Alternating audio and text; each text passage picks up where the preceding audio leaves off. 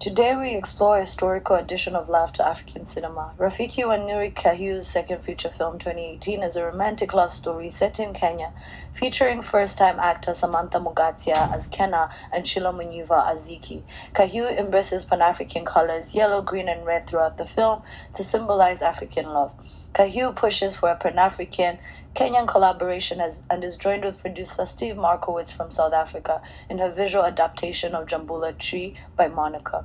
Rafiki begins with a colorful animated graphic opening credit sequence by Kenyan visual artist Jabet Nava, who uses nature and flowers and greens in GIF art, engulfing the directors and cast in bloom-like motions suggestive of growth.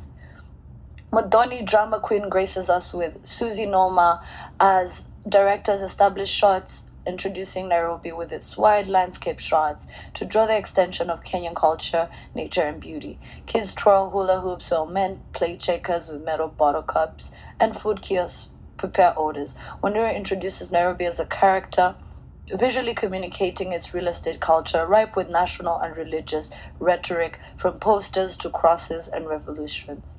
Modoni drama queen's consequent tracks Ziki's introduction of dance to Kena. Kahiu forces us to gaze at the contrasting areas of color and pattern and the emotion they induce. She pays attention to the particularity of color and its position.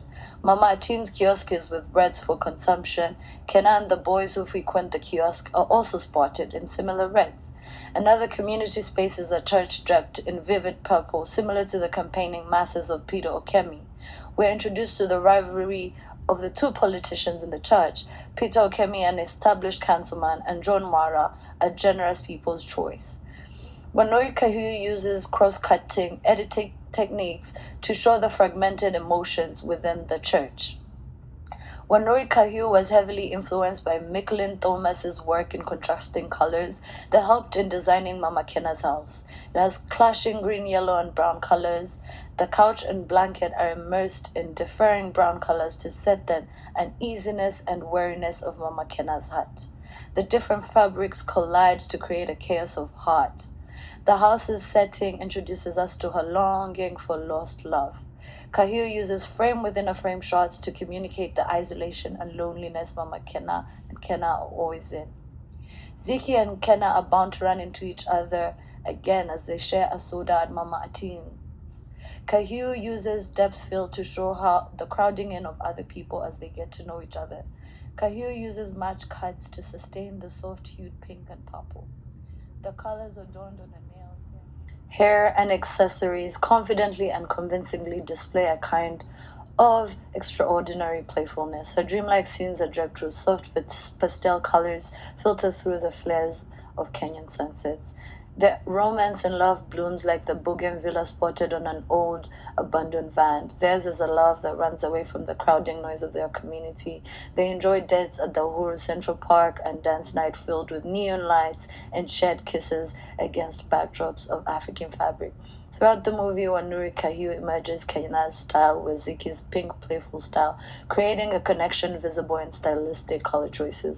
Wanuri opens up master shots of Kenya's house, revealing her bedroom and their living room with singular, colorful greens, yellows, and whites. In these master shots, we get a sense of harmony within the home. Once faced with the public church eye, Kenya worries of their future in the public. Wanuri Kahiu gives Kenya space away from the noise of the city, accompanied with music therapist's soulful addition stay, Anita. Nita is reminiscent of a longing for adventure within love and life, something real. Kenya's room is designed around Wangechi Mutu's painting and is where they exchange their love yous. Sadly, their colorful blooming love is trampled on by Mama team, and Wanuri employs low-saturated desolate greens to communicate mob injustice and helplessness from the government as they mockingly ask the girls who is the man and who is the woman. Kenya is seen struggling to be understood, but Kahiu employs the men in her life as protectors of her pain and her love.